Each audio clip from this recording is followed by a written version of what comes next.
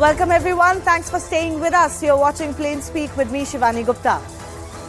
RSS Chief Mohan Bhagwat has stirred the hornet's nest, as they say, by stating that while Islam and Muslims have no threat in India, they must abandon their boisterous rhetoric of supremacy. This is coming after a long line of statements from the RSS Chief, who has left no stone unturned, frankly, to make an outreach to Indian Muslims. But this statement has irked many, maybe because it is laying bare one of the fundamental conflicts between Hinduism and Islam in India. That there is a conflict between the two is not frankly a matter of debate. Only those who want to live in a fool's paradise say there is no religious conflict in India. In fact, as Bhagwat also said, Hindus have been facing a war over the past 1,000 years, and therefore there has been a certain level of aggression that has creeped into them. Many are up in arms against his statement, often the same people who have played blatant appeasement games in India, or those who are indeed the furtherers of the supremacist mindset amongst Muslims in India. So is it not in the interest of peace, and a lasting one, that Mohan Bhagwat has said what he has? Who should have a problem with what he has said and why? For those who have for generations asked for concessions on behalf of Hindus to placate minorities, surely they should not suggest concessions are a one-way street. Hindustan should remain Hindustan. Can there be an objection to that? We will take those questions to our guests in just a bit, but first let me break down the most far-reaching, often poignant statements made by the RSS chief in this case. First up, he has gone on to say that Muslims have nothing to fear in India, but they must abandon their boisterous rhetoric of supremacy. This is the one statement that is being most debated, because some would argue it is almost as if the RSS chief is deciding what Muslims should or should not do in India. Furthermore, he has also gone on to relate to that statement and said that we Muslims are of an exalted race, once ruled over this land and shall rule it again, that Muslims must abandon this narrative. This is what he's particularly talking about. He's also touched on the entire demographic debate in India, and he has possibly for the first time in many years as an RSS chief backed that debate. He said population imbalance is a practical problem. Wherever it has taken place, the country has got divided. Furthermore, he has gone on to say, the Hindu society is in the midst of another war against an enemy within. This is another contentious statement that he has made that will possibly not go down too well. But added to that statement, he also said, and as I mentioned earlier, there is a newfound aggression he accepts amongst Hindus, and that is due to the Hindu society having been at war for over 1,000 years and finally being awakened. The statement by Bhagwat is a bit of a departure from the very soft outreach he's been making to Muslims in recent times. In fact, I would go as far as to say this is by far the sternest message from him in recent times. Why? Take a look at the tone and tenor of his messages, especially when talking of the minority Muslim community in India in the years gone by. So 2021, just 2 years ago, he had said anyone who says that Muslims should not live in India is not Hindu. In fact, he had added, we are descendants from the same ancestors and don't fear that Islam is in danger in India. Then in 2020, he had also said that Hindutva is applicable to all 1.3 billion people who call themselves the sons and daughters of Bharatvarsh.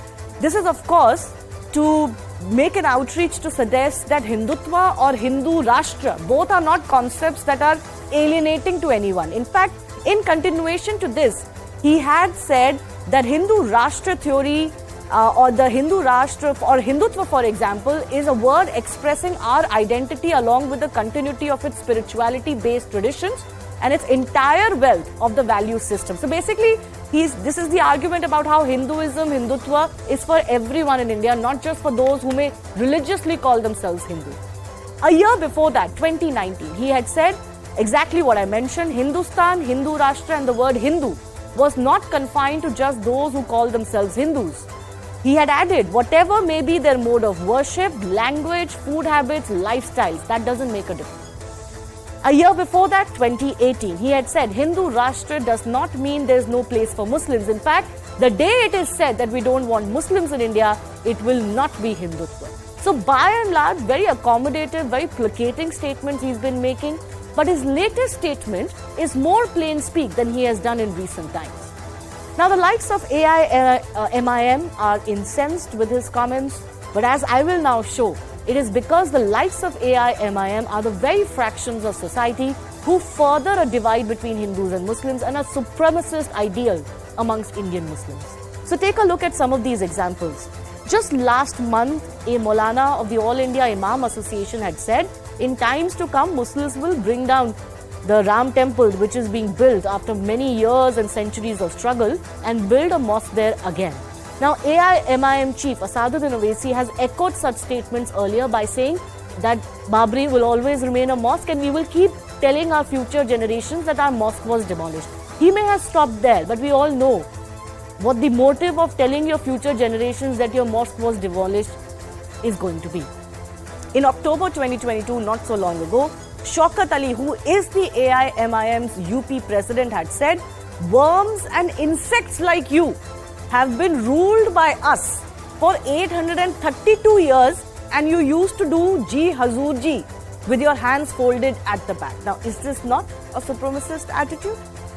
February 2020, Waris Pathan, another leader of the AIMIM, had said 15 crore hai, lekin 100 ke upar bhari hai, ye yaad rakhna.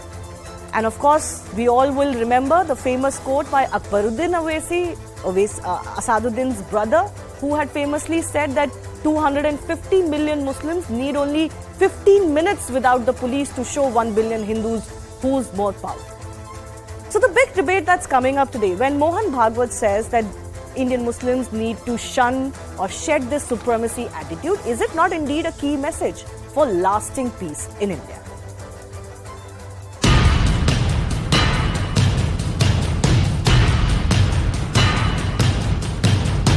Bharat के कुछ कट्टरपंथी लोग अपनी राजनीतिक रोटियां सेकने के लिए कहते हो कि मेरा मजहब ही सही है, बाकी को इसे स्वीकार करना ही पड़ेगा। ये जो साम्राज्यवादी सोच है, ये जो सुप्रीमेसी वाली थिंकिंग है, इससे प्रत्येक भारतीय को बाहर निकलना पड़ेगा। पहले तो होते कौन है मुसलमानों को परमिशन देने के लिए कि मैं कैसा अपना फेथ को फॉलो करूंगा नहीं करूंगा। RSS and particularly Mr. Mohan Bhagwat divide India into religious lines. This is typical dog whistle politics. We should read real history.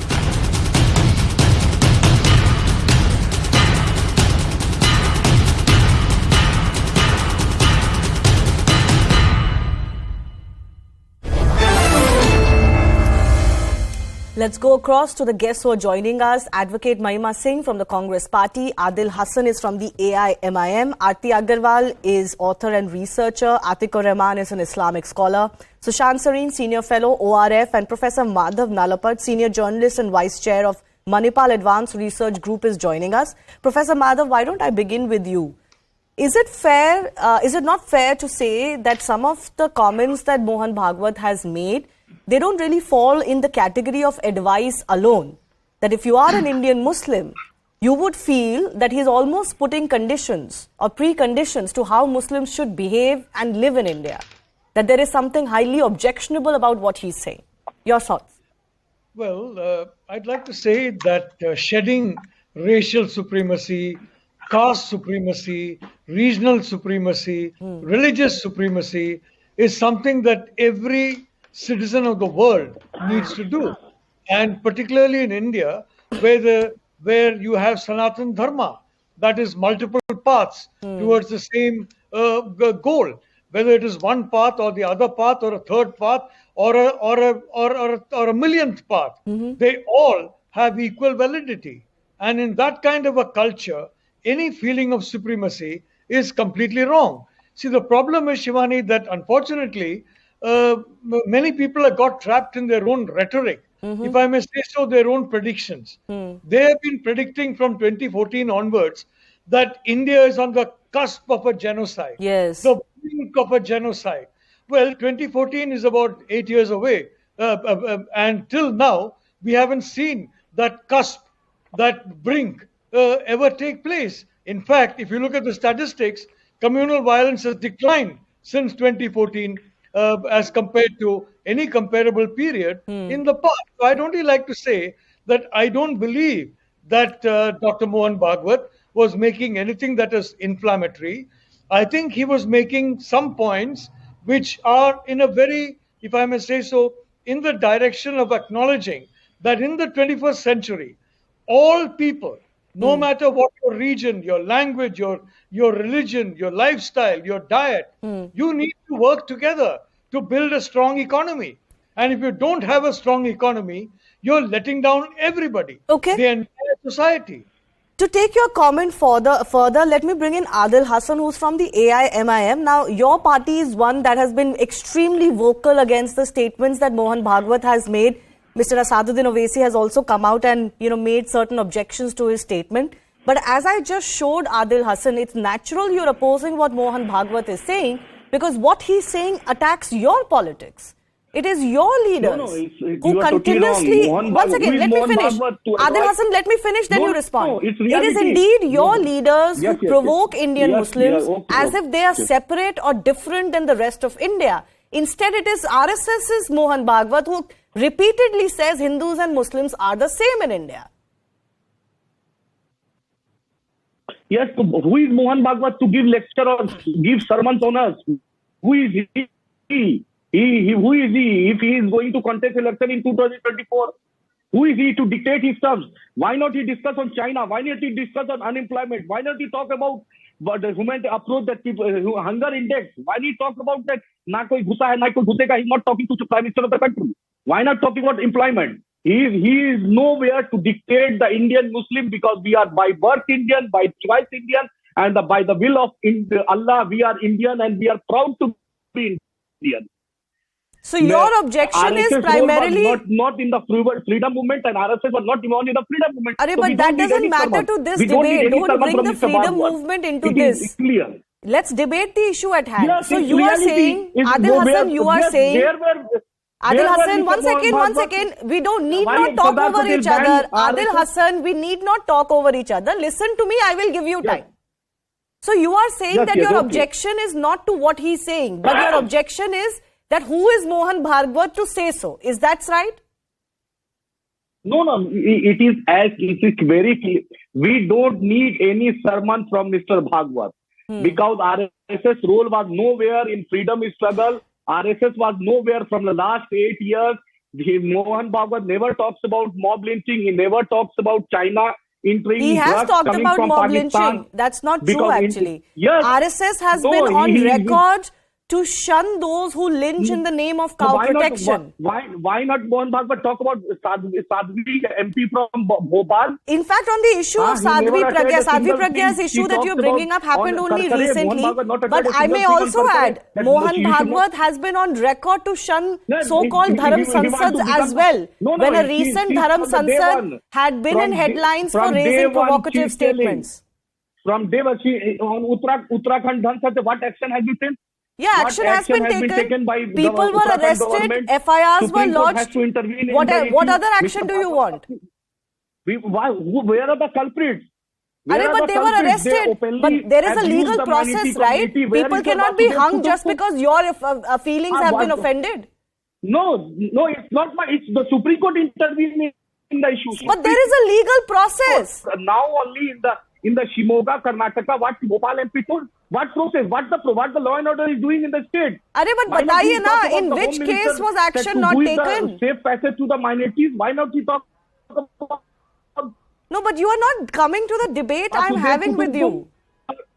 The issue I am discussing with you is... Why not he talk about China? Why not he talk about drugs coming from Pakistan? But that's not what we are discussing today. What we are discussing today is not China. When we discuss China, you can contribute on the China debate. Similarly, one can also argue who is Asaduddin Owaisi to comment on everything, day in and night on everything that happens in the country.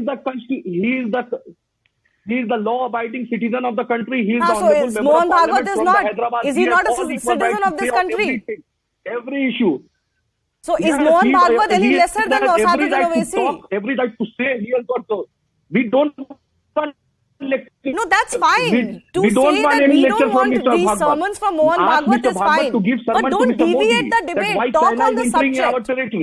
Ask him to talk about price rise. Ask about the unemployment. I don't understand. How is that talking on the subject? You talk on price rise in China when we talk on price rise in China. From Pakistan? You cannot dictate these terms to anyone. He will comment on what he's commenting on. And I think his position on why we are discussing his comment is quite clear. He is the head of the biggest Hindu organization in the country. Naturally, his comments in the context of religious conflict or strife in India are discussed. Adil Hassan, you mustn't speak over me. You are wrong. Nobody gave him certificate. Okay, fine, but please don't speak over me. Adil Hassan, please speak when I am asking you a question. RSS is not the elected organization. No. Okay, Adil Hassan, I'll have to mute you. I'm requesting you. Please don't speak over me. RSS is not the elected organization. That doesn't mean he doesn't have a right to speak, elected or otherwise. I am also not elected. I have a certain right. आप भी elected नहीं है. इसका मतलब नहीं है आप TV पे आके अपना बयान नहीं दे सकते. You have all the right to speak. Let me bring in Sushant. 1 second. No, not like this. Adil Hassan, I cannot argue with you ad nauseum. Please, there's a way to debate. Yes, I know. I don't need teaching from you also. But then I'm requesting you for 5 minutes. Please listen to my question and respond. Don't talk again and again over me. Okay. You tell. Okay. Let me bring in Aarti Agarwal. Aarti Agarwal, there are several points at which the RSS has been very consistent over what it believes Hindu Rashtra, Hinduism, Hindutva means. I have outlined that at the start of the show. This message from Mohan Bhagwat is a little bit different. I believe it's a little bit sterner, not the outreach he's been making in recent times. And no wonder there is outrage over his message, because he's kind of doing a little bit of plain speak. That listen, if you want peace and brotherhood in India, then we cannot also have narratives that somehow Muslims who have ruled at one time will rule again. That obviously will not go in a pluralistic country. And in a pluralistic country, you also cannot fundamentally have this assertion that my faith is the only faith or my faith is better or the best. That is the fundamental conflict in India. Right. So I think Mohan Das Bhagwat ji has spoken very plainly this time, and at least in my opinion, he has been very soft earlier, because we've seen over and over again that Hindus are facing a whole lot of backlash, a whole lot of aggression, a whole lot of violence in many parts of the country. And all of that is eventually rooted in this idea of supremacy, which a lot of Muslims have. And the whole concept of kafir, we are called kafirs. If there is no such thing as Abrahamic supremacy in the Islamic fold, then why are we called kafirs? Why can't we just get rid of that term itself? So, I think what he has said is very relevant and it's very pertinent and it's very timely, because it's time that the Sangh started acknowledging these things openly. And he has absolutely not sermoned anybody. I think what he has said is a very kind statement saying that, the Muslims should abandon this kind of supremacy. No civilized culture can exist where one part of the population actually carries an attitude of, we should be ruling over the other half, that kind of a thing. Okay. We are a secular country after all, with some laws, with some regulations. So, if Owaisi can go around making all sorts of statements which are very inflammatory, which stoke a whole lot of fear, a whole lot of violence in people, then I think compared with that, what Bhagwat ji has said is very, very mild. And it's very reasonable what he has said, because but the criticism is, Aarti, the criticism is that there are several in the majority fold who also make provocative statements, who also display an element of supremacy by suggesting that this land belongs to Hindus first. So, see, we cannot compare an apple and an orange. I mean, you have to weigh things in the balance. Because others are making this kind of a statement doesn't mean Mohan Bhagwat ji's statement automatically becomes wrong. The fact that when we talk about history, historically Hindus lived here in this land first before any other foreign invader came here. That's just a historic fact. That's not some idea of supremacy. But at the same time, Hindus are not asking Muslims to leave. Hindus are not saying that we will not let you live peacefully. There is no such kind of a fear psychosis anywhere in the narrative, even in the so-called extremist elements. Stating a historic or geographic fact does not make somebody an extremist. Okay. That said, their statements and Mohan Bhagwat's statements are two completely different statements. So I don't think Mohan Bhagwat ji is out of line over here. In fact, I think Mohan Bhagwat ji has faced a whole lot of flack from the Hindu Samaj, from many different sections, for being too mild in the past. No, I established personally exactly think that. he's I'm aware of now. that. In the last few years, for example, Mohan Bhagwat has been making even statements like our DNA is the same, which was DNA, also yeah. I trashed by disagree some. with that. We don't have the same DNA, but that doesn't mean we have to have supremacy of, Yeah. one has bigger right over than the other. I don't That agree brings with me that. to my other So, question, and I'll take that to our Congress representative. Mahima, fundamentally what has also happened in India is that concessions have been asked of the majority community. The burden of peace has been put on the majority community in India. Famously, Manmohan Singh had said that the first right to India's resources is with the minorities of India.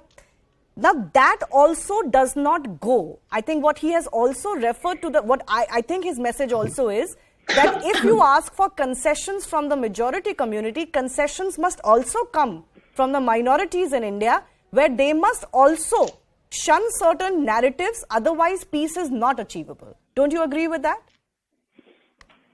Good evening, Shivani. Good evening, all. This country is run by a constitution. There's a governance of constitution in this country, and that is what Mr. Bhagwat needs to be reminded of. And in spite of the reminder, he might yet go on to step upon, the constitutional provisions, because they do look down on the constitution. It is not an unknown fact that the RSS has always maintained a stance against the constitution. And so what he has said today is in line with their narrative very much. So what do you object to in what he has said? He is doing two things. He is almost threatening those who may not fall in line, and he is laying out a sort of a validation for the existence of the minorities in this country who have constitutional guarantees. And that is exactly the Bharat Jodo Yatra is, antithesis to this narrative is exactly what the Bharat Jodo Yatra is. But Mahima, won't you concede that it is unfair on the majorities of this country to always be laden with the burden of peace, while we have what we have had from the minority side too? Aggression comes from both sides. You cannot ask that one side should concede its way of life. For example, the very simple issue of cow protection. Now, cow protection, you would not argue, comes from the RSS alone. Mahatma Gandhi was the biggest votary of cow protection. But when you oppose cow protection in a land like India, you're asking of concessions from Hindus, but why are similar concessions not asked of the minority community? Peace must flow from both sides. To say that, Shivani, would also be to say that the constitution is unfair, which guarantees equality. Some things are constitutional, Mahima, but some things are communal. By communal, I mean of community. They come from community. We can't be governed by laws and courts in everything that we do in our life. But fortunately, this country is governed by the Constitution, Shivani, which Constitution also talks of the UCC. It is very easy to talk about some things of the Constitution and neglect it at other times. I will appreciate if you let me complete my thought. Go ahead. I am going to say that, the Constitution ensures that those standing the last in the line are included and are not left out. And that is exactly what Mahatma Gandhi's vision was. And Mahatma Gandhi was the one who was assassinated by the torchbearers of the RSS also at those times. So, it is only in line, the killing of Mahatma, the narrative that the RSS is bringing about today is only in line with that. It is the same ideology. Okay. You still don't see a tricolor in the background of the RSS chief when he talks today, because they want to step upon the tricolor, step upon the constitution of this country. And let me just remind by this platform of yours that no Indian needs anybody's validation to stay That's fair enough. I think we don't disagree on that. Nobody needs anybody's validation. But my fundamental point is, I'll go across to Sushant Sareen, that I don't like to pretend that we do not have conflict in India, because anybody who's grown up in India for 30, 35, 40 years will know there are real issues on ground. And if somebody is addressing those issues, we must debate them. We must not act like there's no need to talk about these issues. But leaving that aside, Sushant Sareen, naturally the statements that have been made by Mohan Bhagwat will not go down well, because look at what he's doing. And I think this is a fundamental shift in what the RSS's message has been. I think for the first time in many years, he has accepted, he has said in as many words that Hindus have been at war, a war not of their choosing. And not a war that they are waging, but a war that has been waged on them for 1,000 years. And it's only natural that there is an element of aggression that has creeped into them. How do you look at that statement? Yeah, Shivani, a couple of points. Number one, what Mr. Bhagwat was doing was not giving a sermon, he was giving an interview. Yeah, as a citizen of the country, he's perfectly entitled to do it. People are perfectly entitled to give their own comments to it. Number one. Number two, I don't remember what role the AIMIM played in the independence movement of this country. In fact, whatever their precursor role played was the Razakars of Hyderabad and the massacres which they carried out. So I don't even want to go down that road, but it's rather rich coming from these guys when they talk about role during the independence movement, as though only one particular section played a role. Everybody else was irrelevant. Number three, I wish people had also focused on certain other elements of Mr. Bhagwat's interview and some very progressive ideas which he threw up, including on the LGBTQ community. Yes. Right? I haven't heard any religious leader, community leader, or even a politician speak in such enlightened manner on this particular issue. So kudos to him. Of course, I have complete disagreement on his take on economics. I think it's a little loopy. And this is a standard, procedure for most people with a socialistic baggage to talk about consumerism. And I don't know what exactly they mean by it. But then to come back to your fundamental question. Look, I don't, and I will disagree with you out here. I don't see any fundamental contradiction between what Mr. Bhagwat has been saying earlier and what he has said in this particular interview. In fact, I think it is a continuum of what he has been saying. Only thing what he has done in this particular interview is that he's pointed out to certain areas where tensions emanate from. When you have, and frankly, when he talks about supremacism, that and the kind of supremacism he talks about, it's not limited only to Islam. It's something which is there in all Abrahamic religions. It's my way or the highway. Yeah. That's a fundamental reality of all these faiths, right? If you don't believe, and look at the way, you remember that particular during the Bharat Jodo Yatra, since the lady from Congress was mentioning it, there was a Christian priest and what he told Mr. Rahul Gandhi about fake gods and stuff like that. Isn't that supremacism? Is that acceptable to the Congress party? Do they think this is perfectly valid in a country which is populated by Hindus, a majority population of Hindus? Do you think this is the language of peace? This is the language that should be spoken about? What that Tamil priest told Mr. Gandhi? It's the same thing which Mr. Bhagwat is pointing out. Only in this particular case, he's talking about the Muslims, right? And for most Muslims to pretend that they were the conquerors and they were the rulers, most of them are converts from Indic faiths, right? These were the people who were the most oppressed. These were the people who converted because to save their lives, right? Or for certain loaves and benefits which the conquerors were giving. These were not conquerors, okay? For them to pretend that, again, rather rich of them to do that. But I think these are issues which need to be spoken about. These are issues which need to be debated. And we don't have to get into a funk every time somebody talks about it. We don't need to, start outraging. Yeah, we can have a normal civilized debate on these issues. We can be mature about it and just discuss what is the reality in the country. Atikur Rahman has not spoken. Atikur Rahman, when Mohan Bhagwat says, that Muslims need to shun this supremacist attitude, don't you think that actually the ones who further that supremacy for their political agendas or for any other agendas are the ones who are incensed? Exactly the people who keep this Hindu-Muslim binary in India alive by saying कि 250 हैं और 25 करोड़ हैं, 100 करोड़ पे भारी हैं, ये सब जो बयान देते हैं उन्हीं को ज्यादा प्रॉब्लम हो रही है मोहन भागवत के स्टेटमेंट से. नेचुरल है ना. Shivani, I would like to restrict myself to the Islamic point of view, what the RSS chief said, rather than going political. With regards to the RSS chief, he is ill-informed. If I want to seek knowledge of Hinduism, I would rather go to the writings of Swami Vivekanand, Raja Ram Mohan Roy, or Dr. Sarvapalli Radhakrishnan, rather than going to AIM or people like Hafiz Saeed. Since the beginning of the RSS inception, they are towing this line of the other people, Christians and Muslims, will be taking over Hinduism if we are not, equipping the Hindu idea. So that's a different story.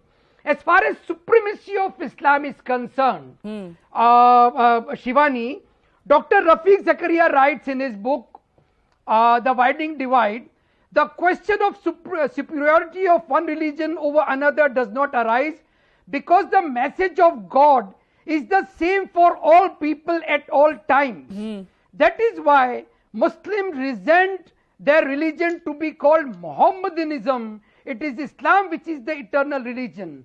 What Dr. Abul Kalam Azad writes, the Jews used to assert that so long as one was not a member of the Jewish fold, there is no salvation. Likewise, Christians say that there is no salvation for the other fold. What does the Quran say, Shivani? The Quran asserts that salvation rests entirely on devotion to God and righteous living, and not on the adherence of any particular group. So why does the RSS and the RSS chief echoes the line of the hardliner Muslims? Yeah, he's obviously targeting the hardliners only. I don't think it is anyone's argument that most Muslims believe in this. He is indeed targeting the hardliners.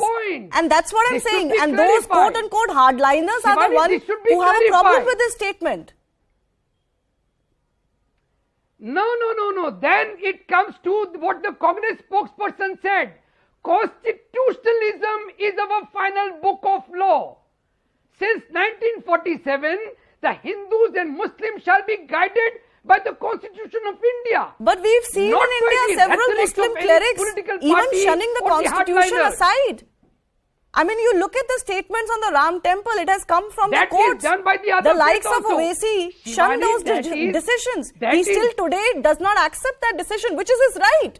I personally feel it's his right to not accept or not like a Supreme Court judgment either. So the argument goes that both side hardliners should be curbed. It is not the Islam says we are superior. Islam does not mention that its religion is superior. Islam does not mention to kill the other. Okay. So have a clarity, remove the ambiguity. But, that also has to come from the community alone. There's a little bit of a dichotomy. When you talk about these Muslims issues, then you say... That dichotomy... There is a dichotomy in the sense that the moment you talk about a Muslim issue, we are often told, don't talk about this is our community issue, we will handle it. This happened during the instant triple talaq debate, for example. And then when we don't talk about it, then we are told that, no, but why not look at these issues? So the two can't go. Anyways, I've run out of time. I'll give a final 30 seconds to Professor Nalapad also once again. Professor Nalapad, what according to you is the way forward? Or is this the ever continuing fight, which is more politics than anything else, that will continue? Whether it is Mr. Bhagwat's statements and the opposition to it. Fundamentally for Hindus and Muslims, what's the way forward? So very quickly. Shivani, I'd like to point out that if you forget history, you repeat history. Yeah. Now, if you say that only Hindus can talk about Hindus, Muslims about Muslims, you're going back to separate electorates, which was the beginning of what resulted in a partition. Now, what is happening? You've got some parliamentarians, misguided individuals in London, US, some other countries, giving sermons to India on this imaginary genocide. And they are completely forgetting about an actual genocide that took place in that 1/3 of India that was partitioned forcibly in 1947, and where the Hindu population has now less than 1%. when it was nearly 35%. So my point is very simple. My point is every Hindu has the task of making sure that every human being is a tolerant person. My friend Atikur Rahman is perfectly right. The Holy Quran never says any distinction between Muslims and non-Muslims. But the fact is, Muslims must join the Hindus. For example, condemn what is happening in Pakistan, condemn what has happened in Afghanistan, condemn what is going on in Bangladesh, because nobody is safe if any faith is unsafe anywhere. Okay, fair enough. In fact, you made a good point. I just want to add on to that. This whole narrative that Muslims are being killed in India, that there is a genocide of Muslims in India, I'm sorry to say, if you participate in that narrative as an Indian, then you are not doing any favors to India. Then you are keeping your faith or your politics above India, and that is a problem, and that will be a problem. So anybody who participates in that narrative cannot then lecture anybody else about brotherhood and peace, because that narrative is not about peace and unity. I'll leave it at that. I do thank our guests for joining us. Mahima will continue with us because